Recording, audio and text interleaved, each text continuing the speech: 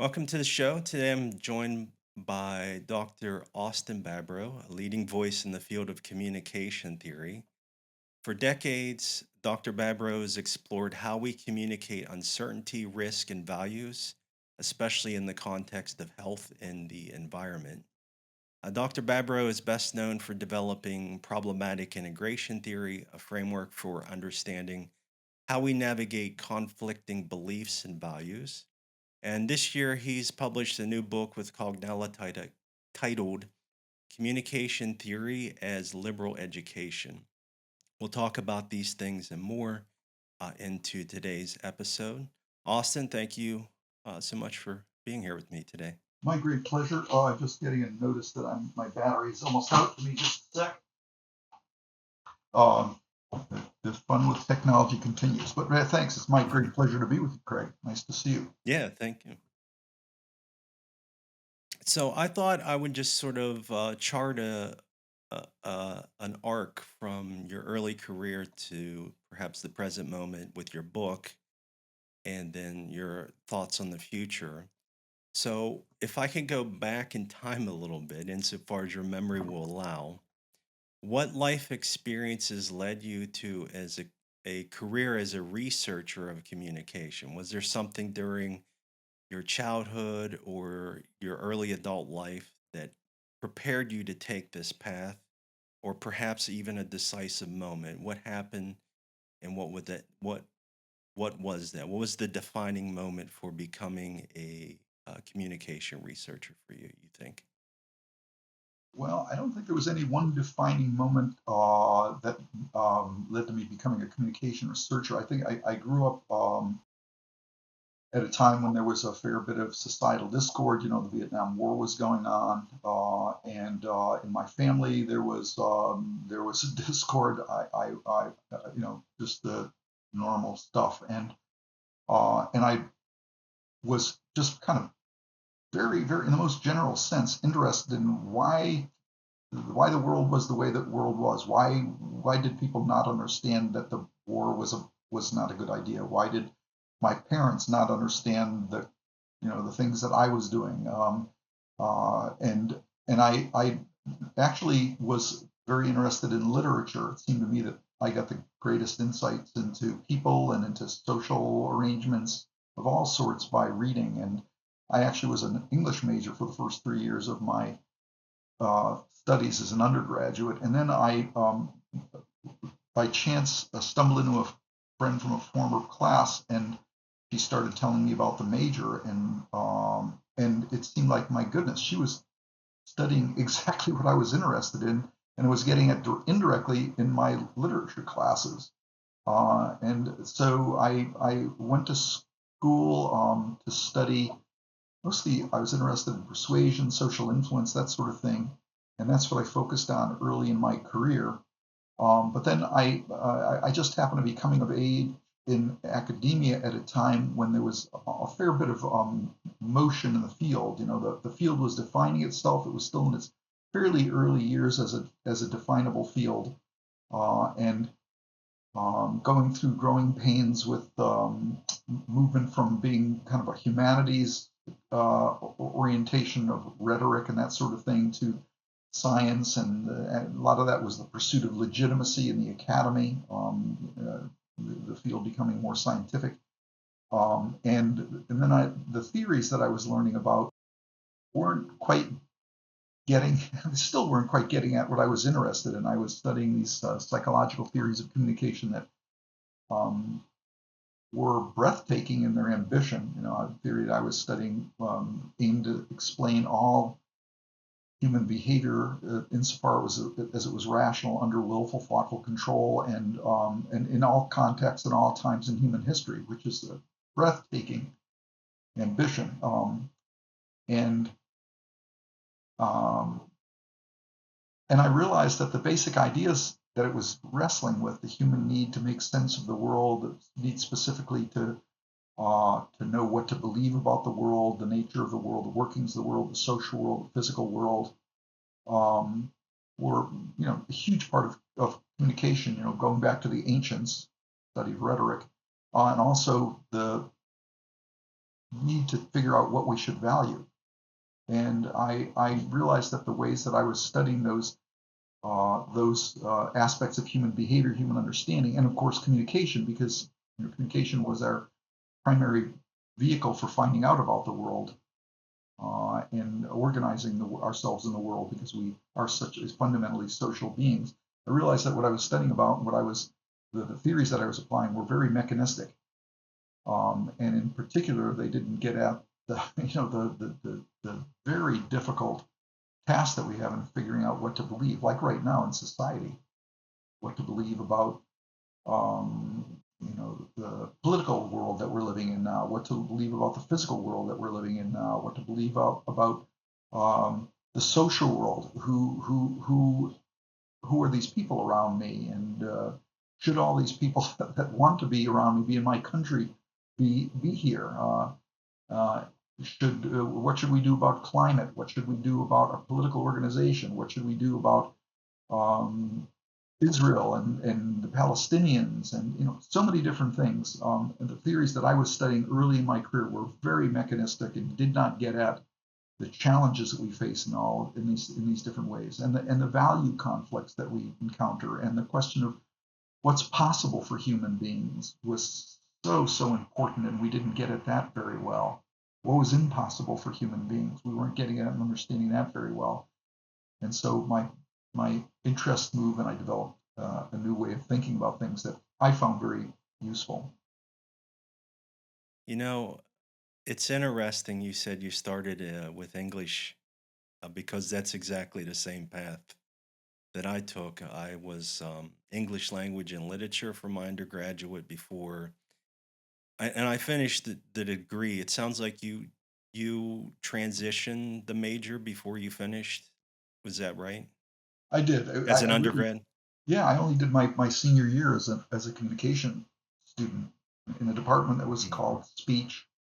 That was just it was an audiology and speech science program at the University of Connecticut that got grafted onto it for young new professors from Michigan State and Wisconsin that had been trained in the social scientific approach to studying communication. And persuasion was a big part of that, like theories of persuasion and advertising, that sort of thing.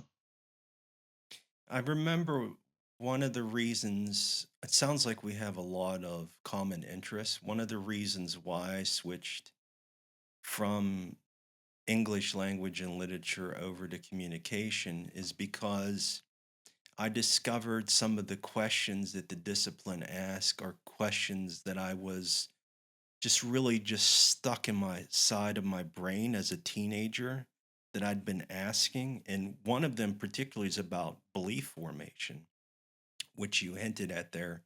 How do we form beliefs? How do we maintain beliefs? And how do we abandon beliefs? And sort of this belief formation. And I think the theory that you've worked with over the years has something to say about that. So, is there something that, in terms of your understanding through the lens of communication theory, that you've developed or that you have engaged with over the years? What does it say about, what can you say about belief formation, and particularly how we adopt beliefs or abandon beliefs? Well, goodness, yeah, this is one of the central issues of the field since and Mm, the antiquities. It's a central problem for human beings since we were able to get out of the moment of experience and reflect. Since we've been able to think symbolically and not just respond in the moment to stimuli around us. Uh, I I work with a fairly all thinking is reductionist. All thinking has to reduce the world to a size that will fit into our brain and into our mouth, so that we can operate on it and figure things out. Nobody is omniscient. This is a concept that I find really interesting. I think of it as the largest thought that humans have ever had, knowing everything. So everybody has to simplify the world around us, so that we can work with it. The psychological approaches to communication in the 50s, 60s, they used to have a little chestnut that humans could process at any given moment 7 bits of information plus or minus 2. Things are much more complicated than that, but we can't hold it all in our mind at once. Buddhists recognize that in fact everything that you experience at every given moment is interconnected with everything else around you. Everything, and we cannot simply carry that around in our heads. So we simplify. So I have a simplifying way of thinking about belief formation.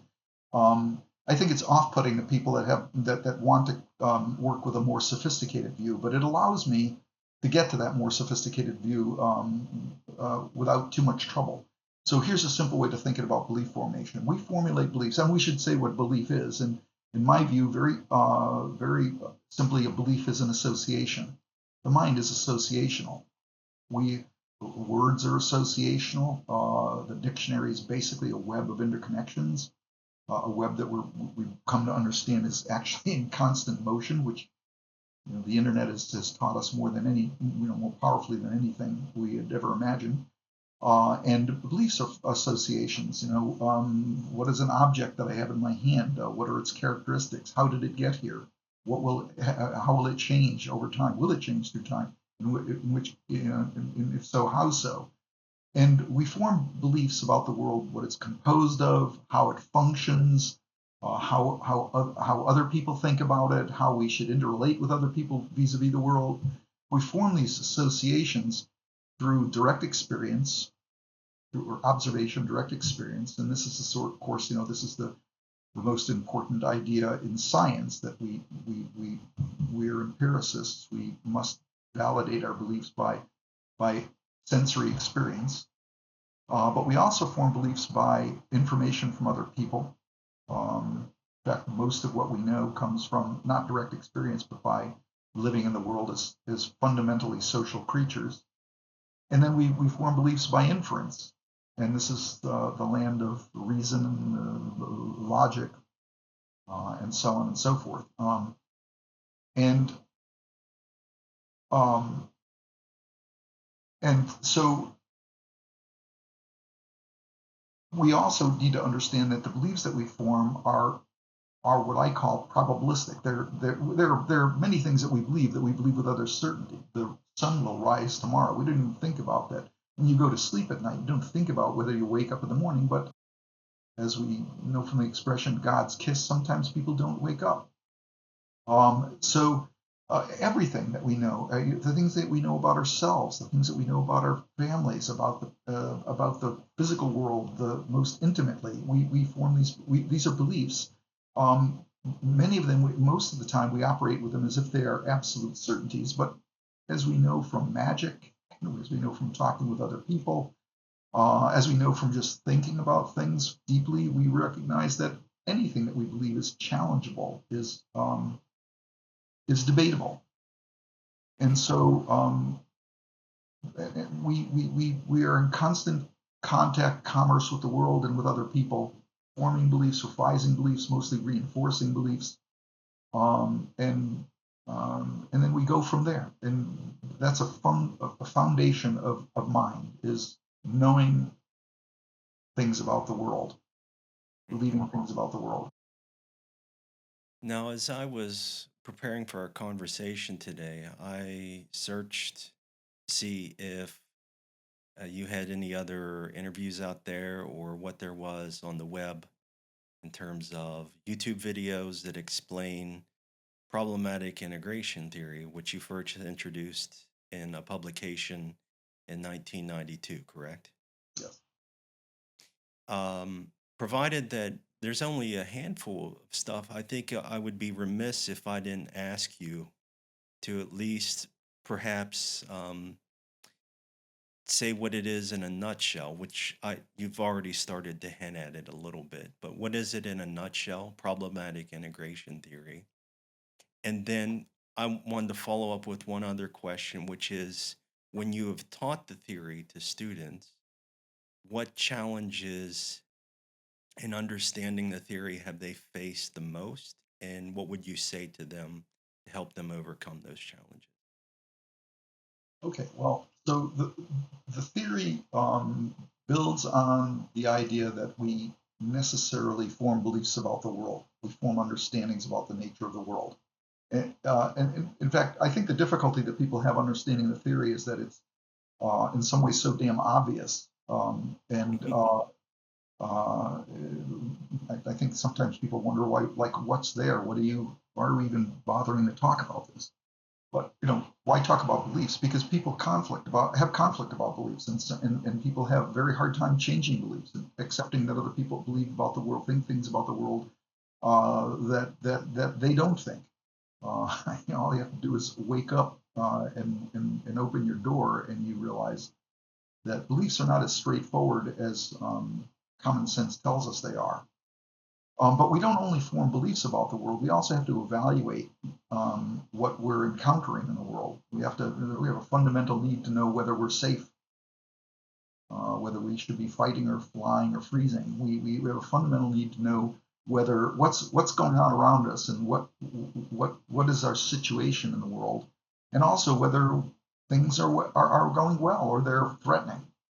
And these are very, very different things. In fact, the disentangling belief from evaluations in human intellectual history was an enormous accomplishment that we forget continuously. We misunderstand continuously, recognizing that what you believe about the world is not necessarily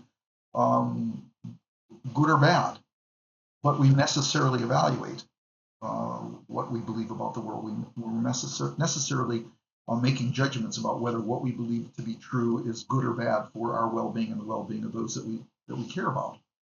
A lot of the problems that we're having politically in the world have to do right now with the relationship between beliefs and values. There are folks that believe that we ought to believe in things if we think that they're right, if we are absolutely committed to them, their rectitude, and other people that say no, you have to. You can want to believe that something is true. You can find it an ultimate value, but it may not be true. And all you have to do is think about your experience to realize that what you want to be true is very often not what is true. I mean, most of us would like to be healthy, wealthy, and wise, but an awful lot of us are not. Most of us would like to have nothing but harmonious and satisfying relationships. But we often find our relationships frustrating, even upsetting, contentious. So what is true is not the same thing as whether we like it or dislike it, whether it's good or bad, however we want to conceive of good or bad. And disentangling these two things has been fundamental to the evolution of what we understand as modern science. Mm-hmm. The problems that modern science has felt that there was a separation between beliefs and values that there isn't, and that we could maintain it like robots, and we don't. What we believe to be true is very often a function of what we want, and that's thank God for that, because that's how we invent things that don't exist.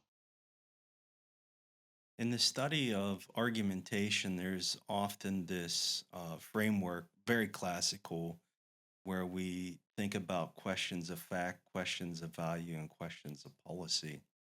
And as I was reviewing the theory, that there is a probabilistic orientation, which asks the question, what is likely to be true?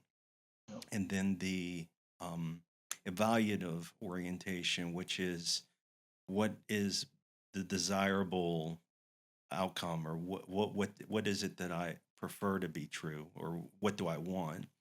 And that's questions of value. Am I reading that right, to sort of think of these as a conflict between questions of fact and questions of value? Yeah, absolutely. Does my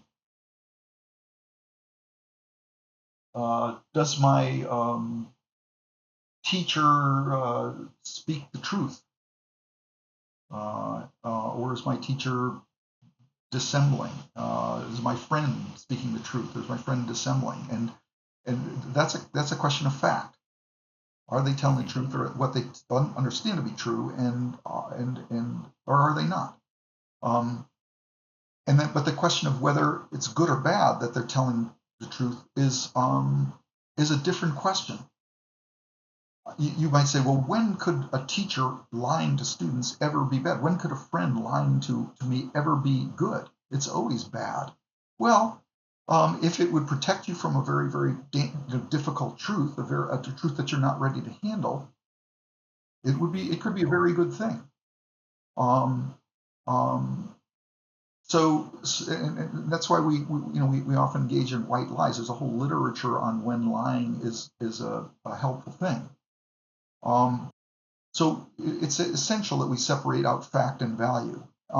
This third area, this third topoi, if you will, questions of policy are essentially um, value, the value question applied to how we ought to comport ourselves, what we ought to do with what we believe to be true or false, and what we value.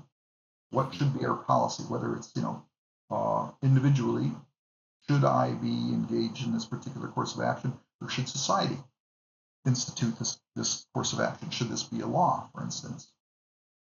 And one of the other important dimensions of the theory is its concern with uncertainty. And that's been a theme of your research as well over the years. I'm particularly fascinated. I don't research uncertainty, but I'm quite interested in it, especially as you think about, my perspective thinking of how we construct arguments, right? Mhm. And how do we calibrate our confidence that we have in that? What role, what does it say about how we face uncertainty? Well, well, there was an old saw around when I was in grad school. Humans have a rage for order. We like to know what's going on. It's very uncomfortable to not know what to believe. That's not always true. I mean, and in fact, sometimes we suspend our belief and allow fantasy worlds to be created for us to entertain us or to bring us to new understandings in like philosophical work or literature. Um, we are creatures that need to know what to believe, but we're also creatures that often benefit by being uncertain. I mean, if for instance we were absolutely certain about everything, you might as well you wouldn't have to think ever again. Yeah, You what could agency automate is there? everything. Yeah, the whole question of human agency, being able to act effectively in the world, is rooted in the idea that we have to know what to do, we have to know what to believe, and know what's good or bad, and figure out what to do about it, what policies to enact.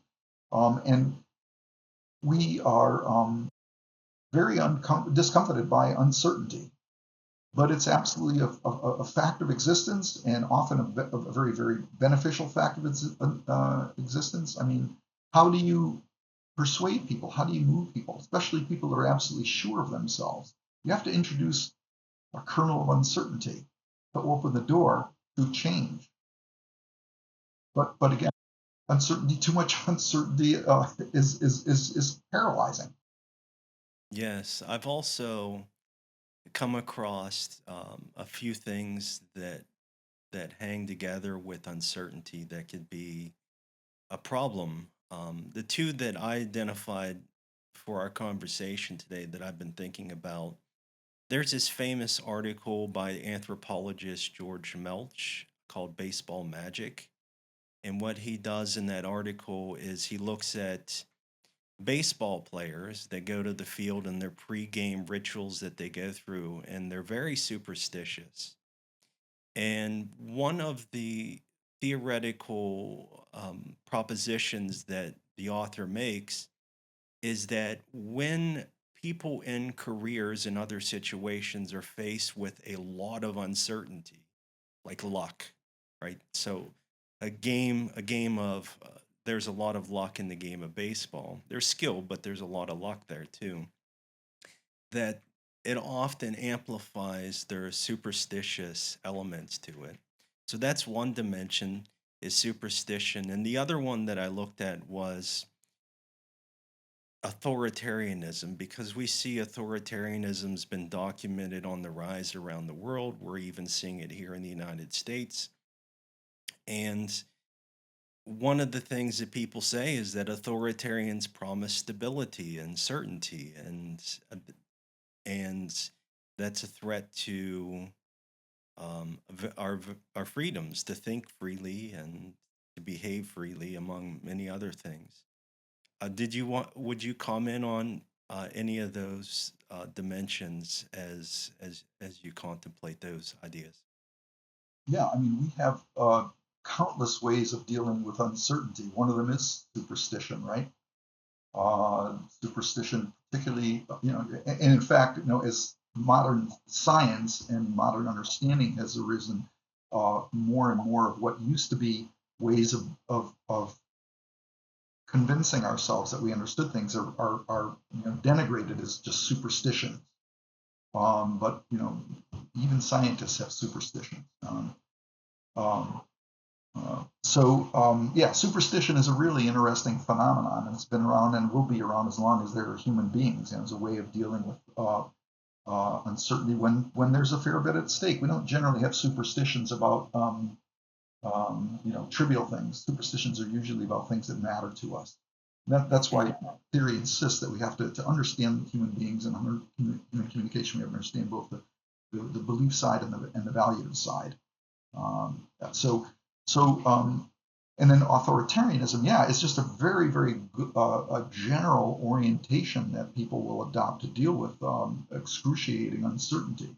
Um, it's a way to not have to essentially worry anymore. You give your own agency over to a powerful other whom you believe will be able to protect you, keep you safe, keep safe, This is fine, this sacred. is a bit of a speculative question, but do you think that the documented rise of authoritarianism that we've seen around the world has something to do with the amount of complexity and uncertainty that faces the modern life, or do you think there's um, other dimensions that I may be missing, or is that a big part of it?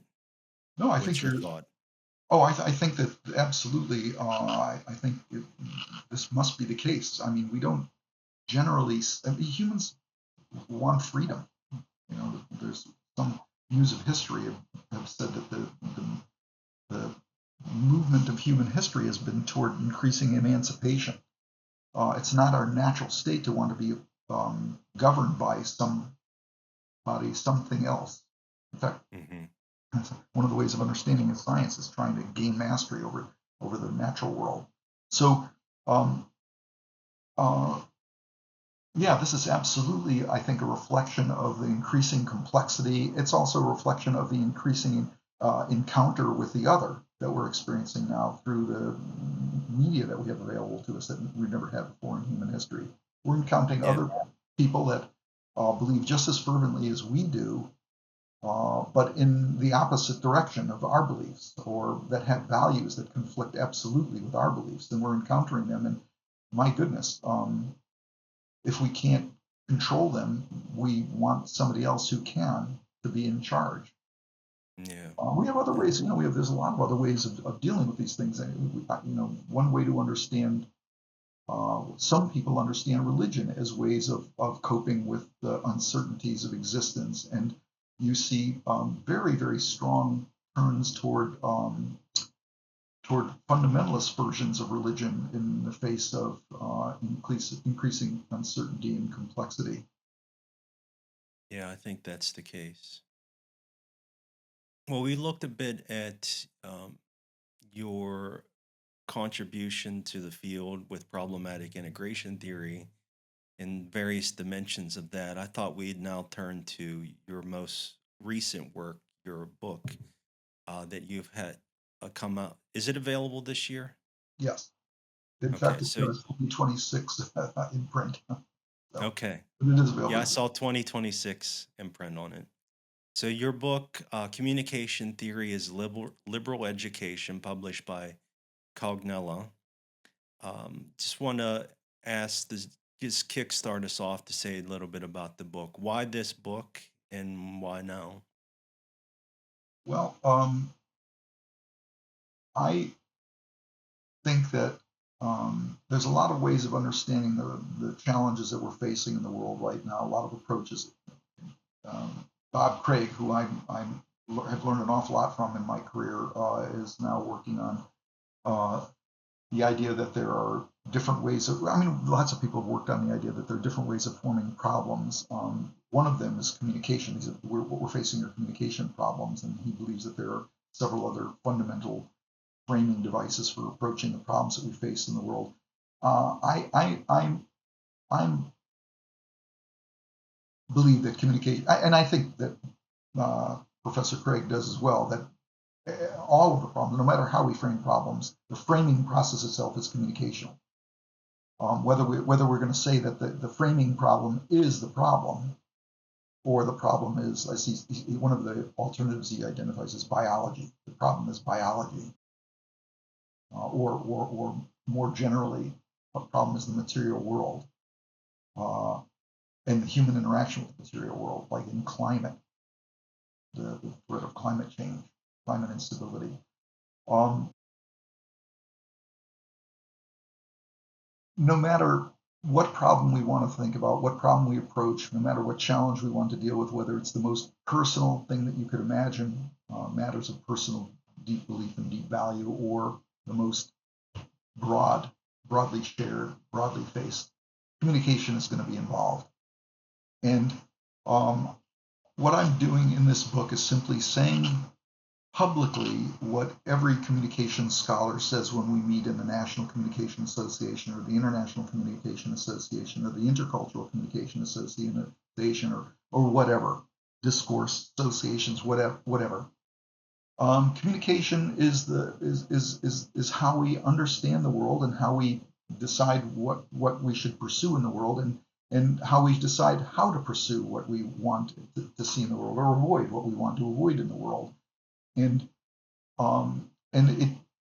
the way that it does it is complex, in fact, and the way that we communicate about whatever we want to talk about in our life, whether it's getting a job or having a family, or whether to buy an electric vehicle, or whether to join a particular organization, a church, a fraternity, sorority, whatever. These are worked out through communication.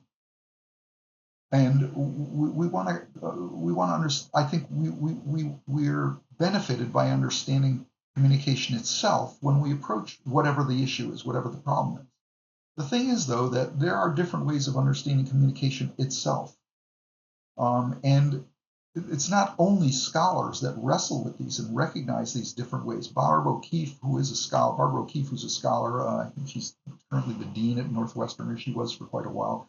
She has a simple way of understanding this, that some people understand communication as simply the externalizing whatever's in your head or your heart. She calls this an expressive understanding of communication. And then other people understand communication as a cooperative, rule-governed activity.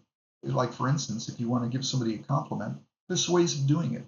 If you don't do it the right way, you might end up insulting the person. You have to understand how to deliver a compliment. There are ways of going on a first date, or ways of participating in a classroom conversation. You have to know those rules, or you're not going to do well. And so that's she calls a conventional design logic, conventional way of understanding communication. And we all know people that are expressives, and we all know people that are very rule governed. They understand the social world, the communicative world, as rule following. And then there are other people that are rhetorical. They understand that actually what situation we're in, whether it calls for this or that or the next thing, is something that we construct collaboratively. We construct our view of the situation that we're in through communication. It's a rhetorical understanding of the world, who we are, who we're with, what we're doing together, what's the nature of our relationship. Those are all rhetorical or communicative accomplishments. And she thinks that they're like hierarchically arranged, that people, that we achieve the rhetorical only through growth and development and that sort of thing, and that people that are expressive are at a very low level of communicative sophistication. If you've taught at all, you recognize that there are cultures in which the expressive is the highest form of communication, and that being rule following is actually being inauthentic, or that being a rhetorical and strategic in trying to bring about a particular view of yourself or view of your relationship, that's manipulative. It's not so. And then there are folks that believe that conventional is the highest form, the most sophisticated way to understand communication. So this is not a hierarchy as she understands it, in my view. These are just three very common ways that people have of understanding the fundamental nature of communication. It's letting other people know what you think. It's following the rules of social engagement. It's using communication strategically to build the world the way that you want it to be built. But there are many, many other ways to understand communication. And my book is an attempt to try to build on Bob Craig's way of understanding these fundamentally different conceptions of communication. The idea that communication is an art of influence is the traditional rhetorical understanding of communication. Communication is a process of psychological information, manipulation in the mind and influencing others or sharing with others what's in our mind so that we can affect their mind is the psychological view. There is the idea that communication most fundamentally is a process of our mutual adjustment to one another, our kind of negotiating our place in the world together, and negotiating our place in larger systems than the interpersonal. This is a cybernetic view that we're using communication to organize, process information in the service of organizing ourselves with others. And there are still other views. The phenomenological view, the particular theory that I use to explore that is the idea that what communication is in its most fundamental meaning is bridging the gap between the self and an other who is radically not the self, who is absolutely other. And bridging that gap and doing it in an authentic way, a non-manipulative way, a non-directive way, a way that makes us mutually vulnerable to one another and open to, it's the yearning that we have for being understood in our deepest selves and understanding someone else so that we can bridge our subjectivities. Communication is a process of culture building. I mean, they're just. I'm not going to preview the book in 10, 15 minutes that we have remaining, but there are Yeah, of fundamentally course. different ways of understanding what communication is. And depending on how you understand communication in its most fundamental nature, you use it to plan how you're going to communicate, to think about how you're going to approach communication situations and act in those situations. You use it to diagnose difficulties when you're having difficulties in the social world. And so understanding the world understanding communication in basically different ways enables you to act in the world in basically very different ways. And it also causes us to have conflicts because we encounter others that understand communication in fundamentally different ways. And so what I'm arguing in the book is that there are these very basically different ways to understand communication and to be communicators.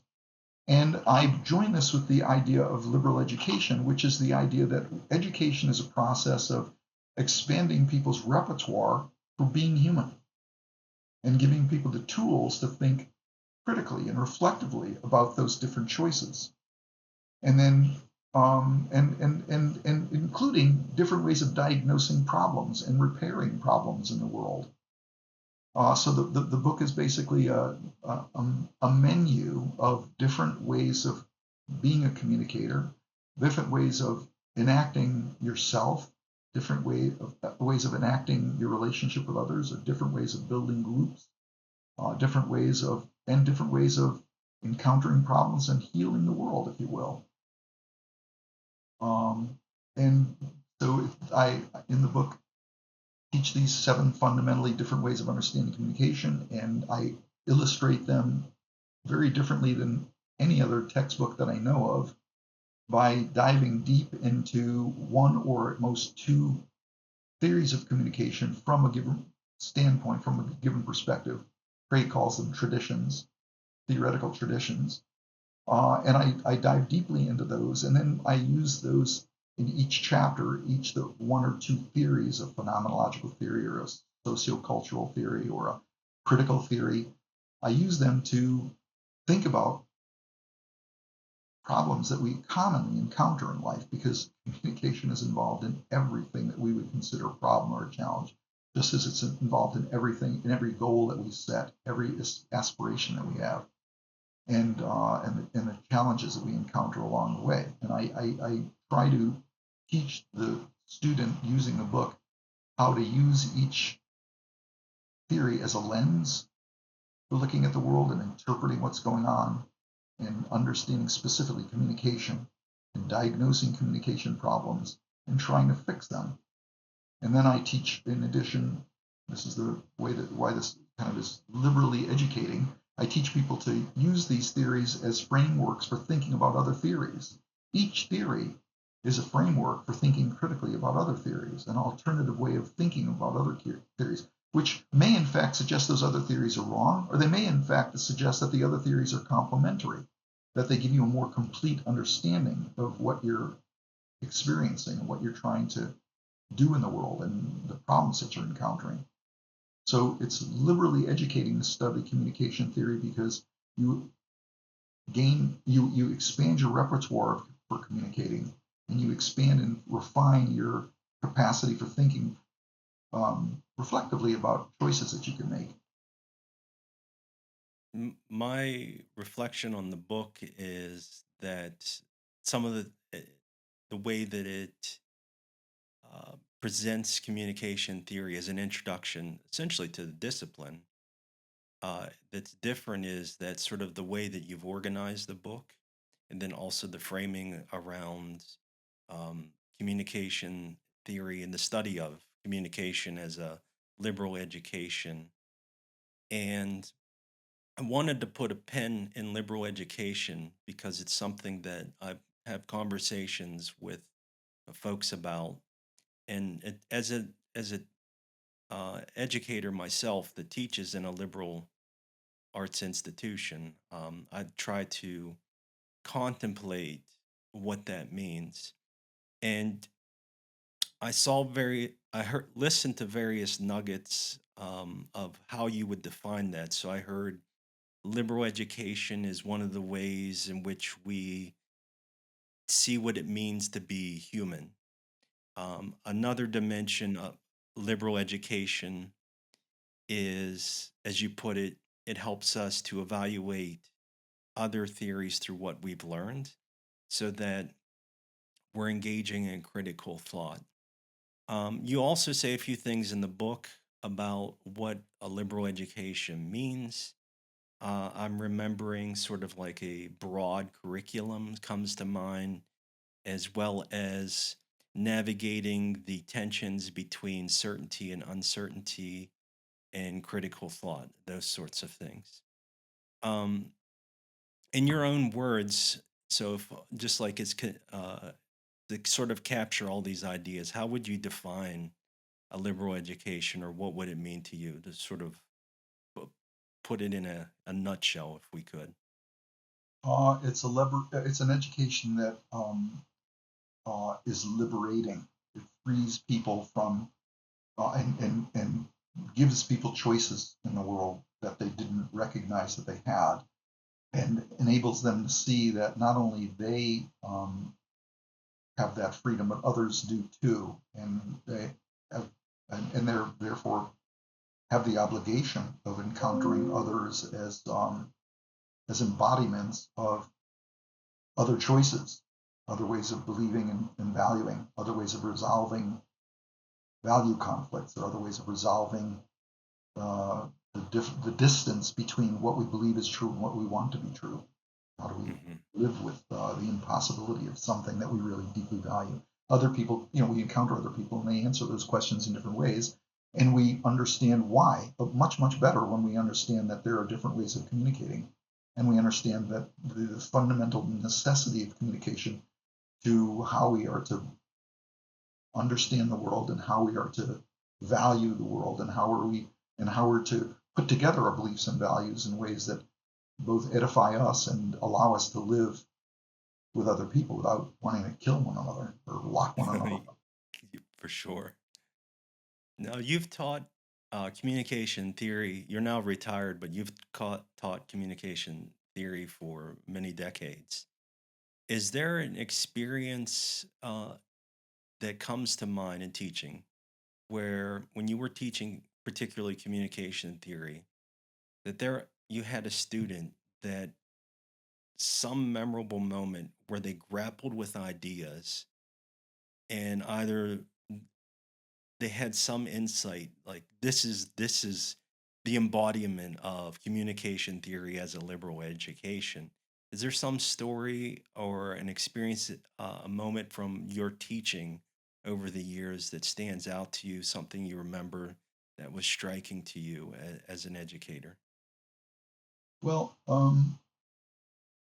yeah, I've had many students who, when they study, like, say, rhetorical theory, or they study psychological theories of influence, they find it kind of mind blowing to realize that so much has been understood about the nature of influence.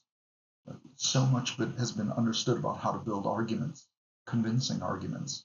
So much has been understood about how to influence people without uh, their thoughtful participation in the influence, just using little automatic response tendencies, triggering them, like getting people to think that you're an authority makes them more likely to agree with you, or getting them to feel indebted to you makes them more likely to want to reciprocate. And if you set them up to reciprocate in a way that benefits you, you make a sale. So I've had students just like, wow, mind blown. I didn't realize that there was all this out there known about this, and I want to be a salesperson. I want to be a politician. I want to be a therapist, whatever.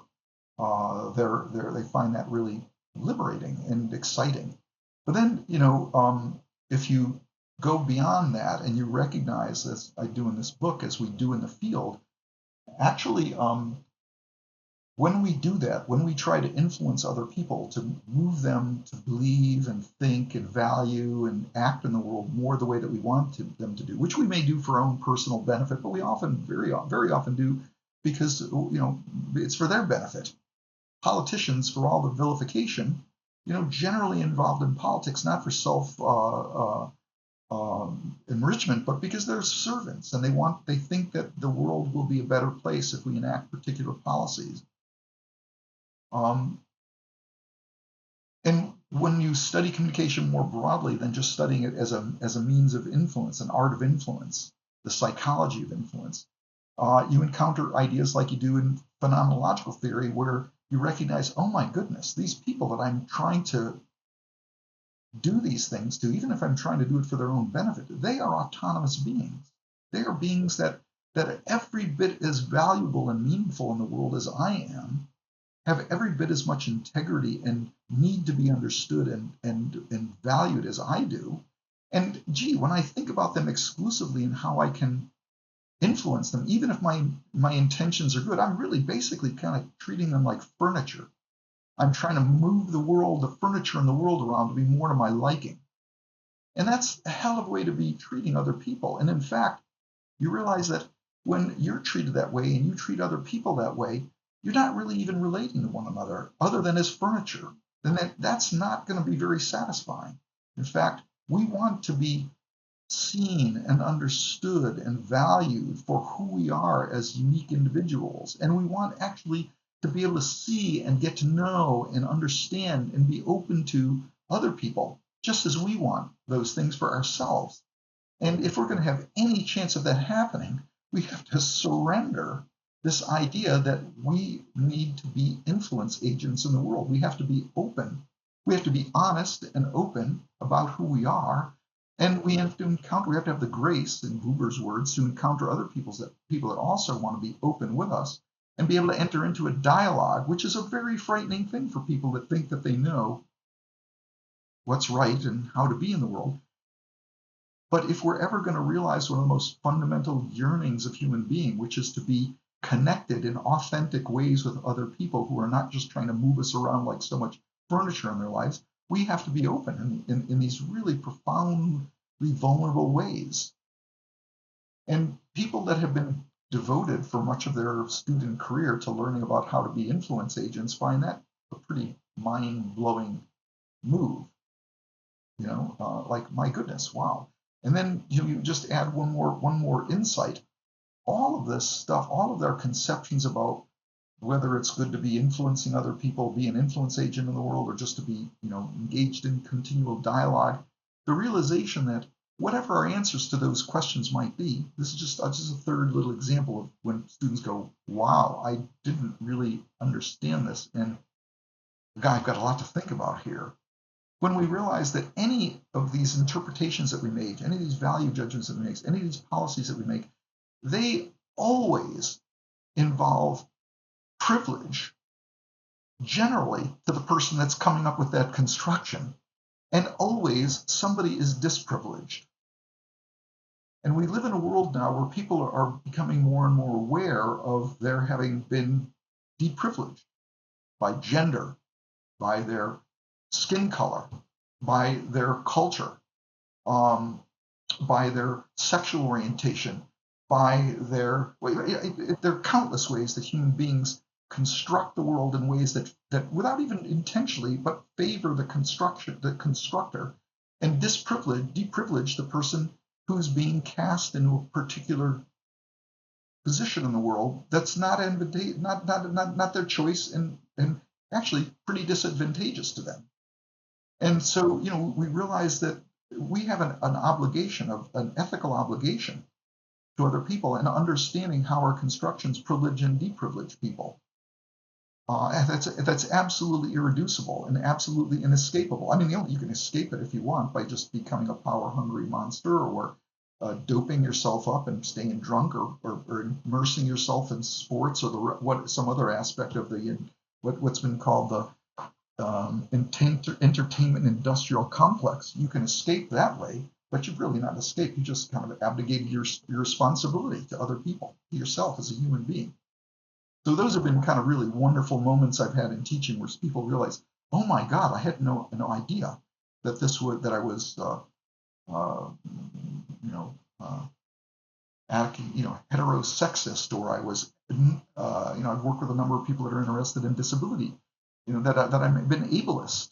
The world is built for people that are different than me, and privileges people that are different than me, and really, really constrain my life in ways that are unacceptable to me. And so you have the whole disability movement, and you see this around, the criticism of, say, folks that are on the spectrum, criticizing normies, for their normativity. And I'm special. I'm different. I look at the world different. So anyway, those are some of the most rewarding moments to me, when you realize that, my goodness, there's a lot more freedom that we have than we realize. And we actually, for all the talk about valuing freedom in the United States, most people really don't want to be free, because, as the existentialist has told us, there's a lot of responsibility that goes with being free. Yes, for sure. Uh, it sounds like there was a lot of takeaways in your class, takeaways about persuasion and influence, persuasions about living in a world of difference and pluralism, among many other things. And that's really interesting to hear that. I have one more question about your book, and it might even connect to thinking about living in a world of difference, because you know that I do some research on Buddhism. I wanted to ask you, how has non-Western thought influenced your own thinking and writing? I've seen various traditions around the world, not just you. You sprinkle in some things from like Thich Nhat Hanh, who is the late Buddhist monk, but you also have from various other traditions just wisdom sprinkled throughout the book. So I just wanted to ask you, how has non-Western thought influenced your own thinking and writing? Well, it's certainly made the self a more fraught idea. You know, that we have a self, a stable self, a unitary self. But it's certainly it's profoundly affected the way that I understand our being in the physical world, the natural world, and that's a concern. I don't know. You can tell me yourself, how well does it come across in the book that I'm really concerned about communication and our living in the natural world? I hope it comes through often in the book. But one of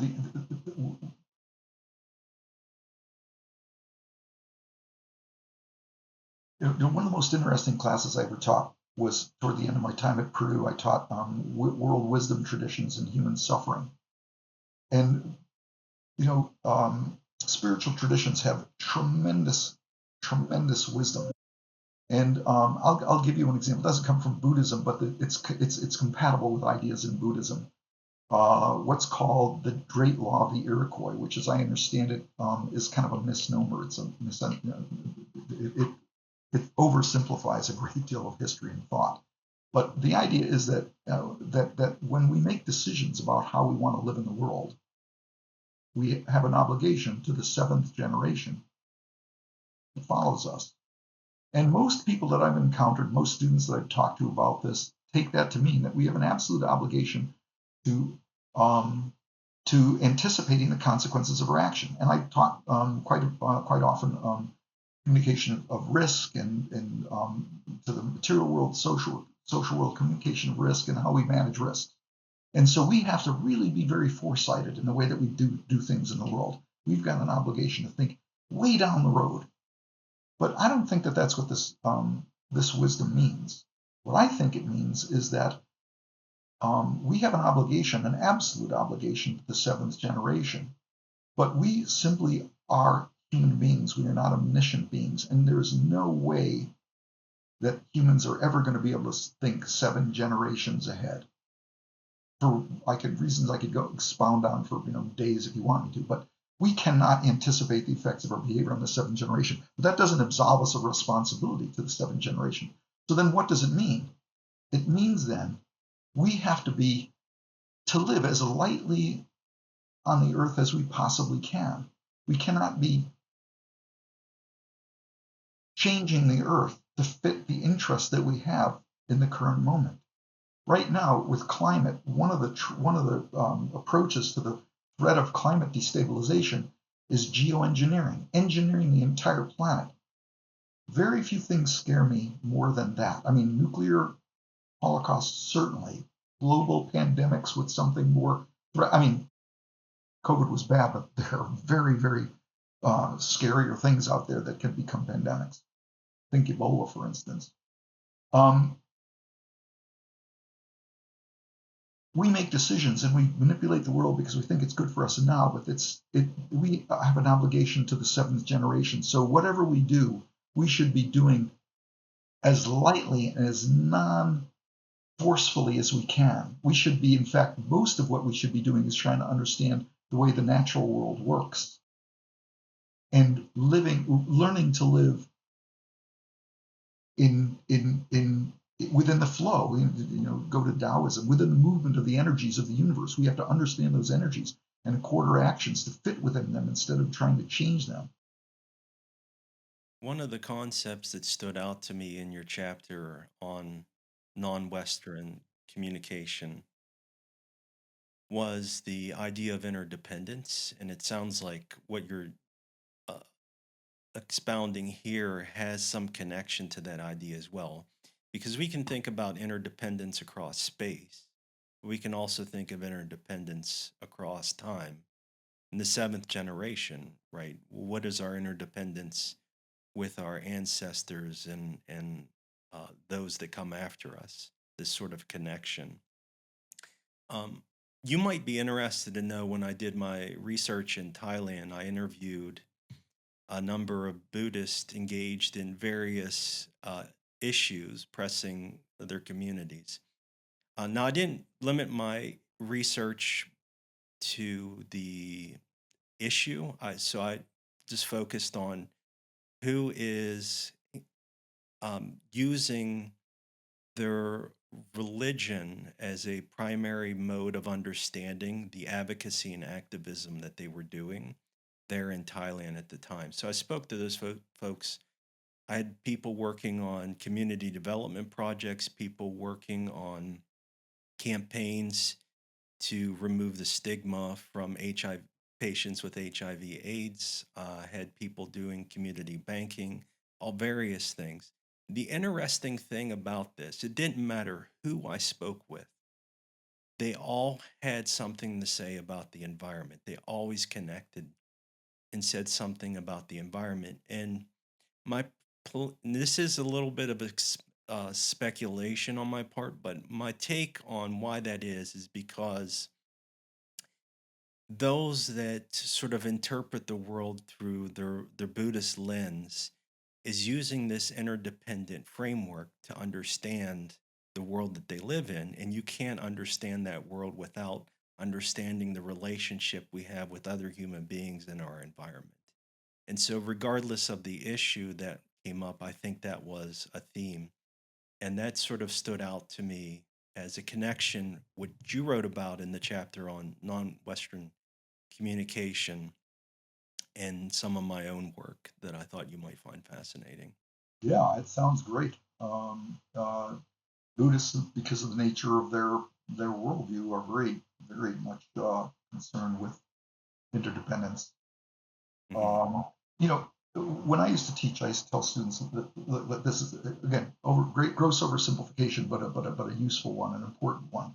Human beings are by our nature individual. There's no, this the snowflake, and there are no two humans that are exactly the same, right? And in fact, what makes us special is this uniqueness, each person's uniqueness, and what makes the world good or bad is whether we get to enact um, whatever is uniquely us.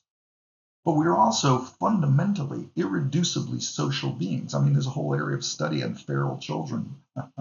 Oxford just published Hmm. a review of the literature, an annotated bibliography about feral children. They're so odd. These children that were raised, lived, survived without any human contact. They're not human the way that we understand humans. And the thing is that these are irreducible aspects of human being, and they live in tension with one another. And different places and different times in human history, different cultures have worked out the tension between our individuality and our interdependence in our uniqueness and our interconnectedness. I'm not saying the dialectic terribly well here, but we've worked out the tension between our individual side and our social side in various ways. There are different cultures that emphasize individuality, and others that emphasize our interconnectedness, or that are more collectivist, to use the common term. Hmm. Um, Neither is wrong. They're just struggling with like flip sides of the coin of human being. And what makes me a little bit crazy about being from a highly individualistic culture like we have in the United States is this repudiation of the side of human being that is absolutely there and necessary, that we are interdependent with other people, that we are social beings to our DNA. Your DNA comes from somebody else, Yeah, going to for be part sure. of somebody else, and it's going to develop in as we know from epigenetics, it's going to develop in ways that interact with the environment. We're not the world is not a mechanical place. It's not a clock. And so anyway, I think it's one of the most important things that we do in communication is actually wrestle with the tensions between our uniqueness and our individual need for freedom and our absolute dependency on other people. I mean, one of the interesting things that all of these folks that are so rah about freedom, personal freedom, I don't want you stepping on my toes. I want to be able to do whatever I want to do. I don't want the laws of the. We live in a constitutional democracy, which means that the framers of the United States Constitution understood that the way to that's most likely to ensure any measure of human freedom whatsoever is having laws. Paradox, or a dialectic, if you will, but law is the basis of human freedom. Without law, we have anarchy. Now, I know there are really interesting, highly developed traditions in anarchist thought. I don't want to get into those now, but you don't get into those in basic courses in communication. What you learn about is that we are, all of us, trying to work out who we are as a self, as a person, as a unique being, and who we are as always part of a world that's much larger than we are, whether it's the interpersonal world, the world of the family, the world of your team, the world of your nation, or the natural world. Always open questions. Yeah, this sort of tension between individualism and collectivism I wrestled with a lot. And I'll admit to you, I've changed my view on this a bit too, and I'll tell Hmm. you why. Hmm. Um, but before I jump into that, you mentioned what I like, you have to have laws to have freedom. And it's what I sometimes characterize as there's this paradox of freedom, right?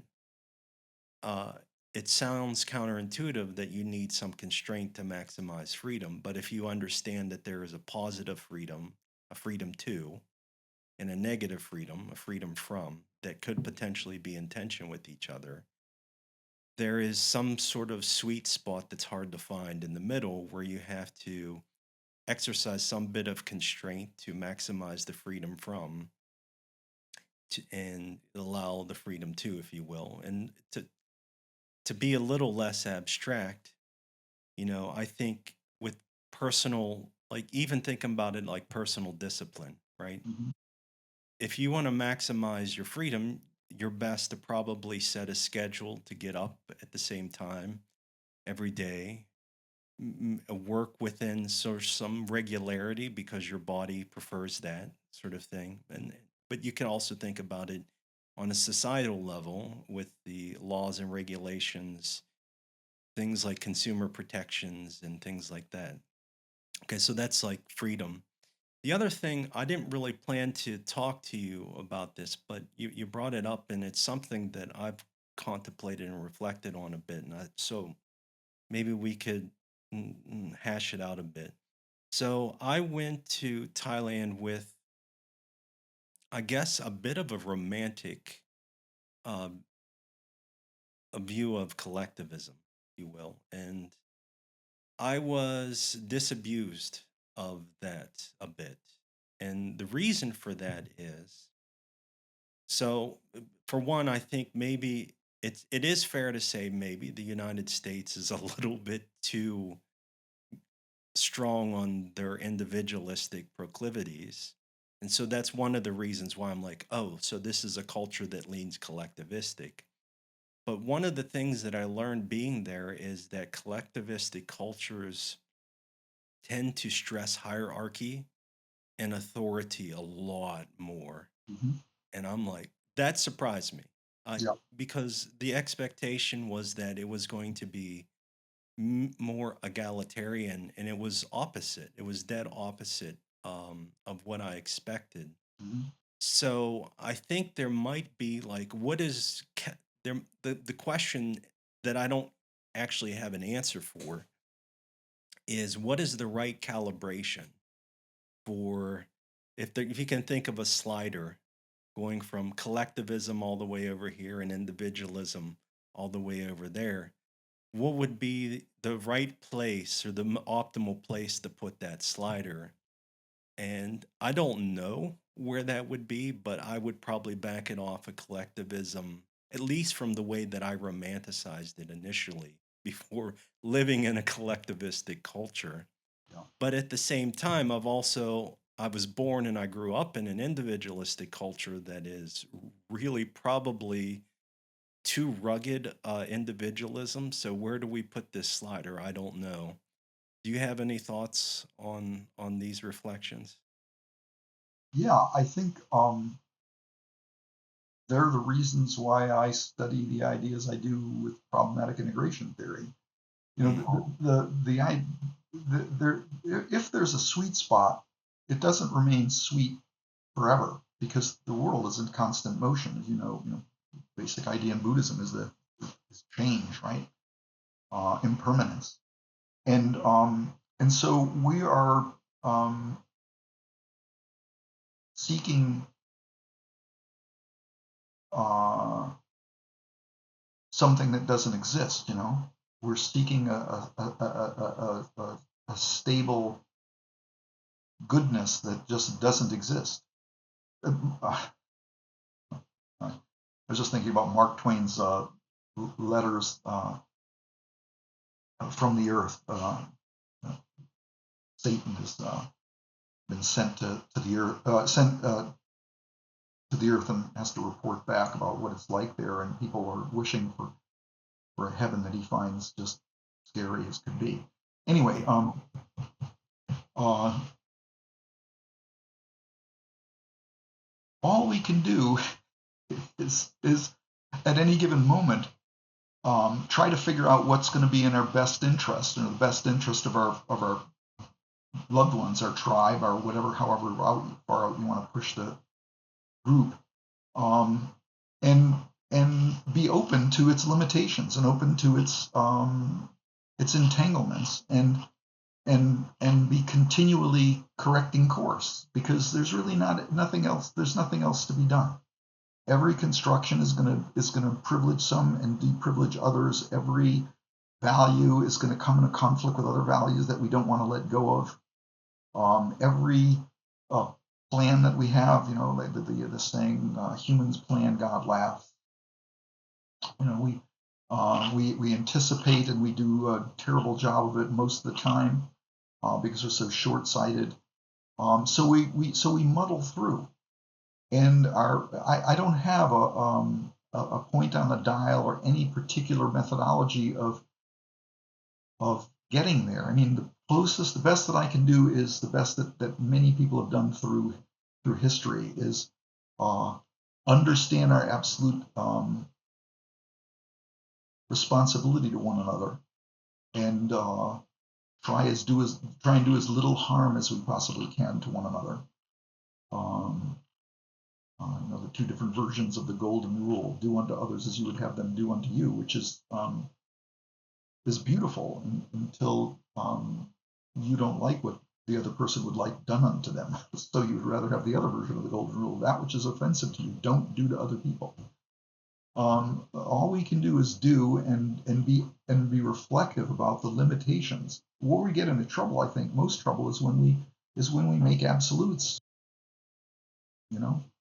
and lock in on something and think that it has to be preserved and protected against any challenge. That's when things get scary, in my view. When we think we have a corner on truth and a corner on what's the ultimate value. Any value that you want to turn to in human, you'll realize it comes into conflict with something else that you want to give up. You don't want to give up at many points. Yeah. Thank you, Austin, for joining me today. I'll just ask you before we wrap up. We talked about your early career, problematic integration theory, and your most recent book that you published, and a few highlights from that. Is there anything that I've missed that you think is important to communicate in our conversation today, or do you think we've captured a nice, good piece of it? Well, just in talking about problematic integration theory, didn't even really get at the idea of problematic integration. And it's simply that it's hard to know what to believe, and it's hard to know what to value, and it's hard to put them together, which we must absolutely do to live in the world. And we do this, we're struggling with this all the time. Never goes away. So to your question of calibrating the sweet spot between collectivism and individualism, it's just an ongoing demand on us. And people, want life to be easier and want to not think about things. Many people just don't want to think, and they want to give over their responsibility to others. And I just want to emphasize that there's no getting out of being a human being. All you do when you neglect your responsibilities to other people and to yourself is you dehumanize yourself, and you dehumanize others, you dehumanize the world. And I don't mean to be specious about this, because when you do that too, you're also wrecking the world, wrecking the physical world, the material world as well. We have an absolute responsibility to the other, and the biggest other is the planet. Yeah. Well, I appreciate your time today, Austin. Thank you for joining me for this conversation. Thanks for And asking me, Greg. all right, take care. You will. One of these days you'll tell me more about your research. I'd love to hear more about that. Okay, we'll do. All right. Bye-bye.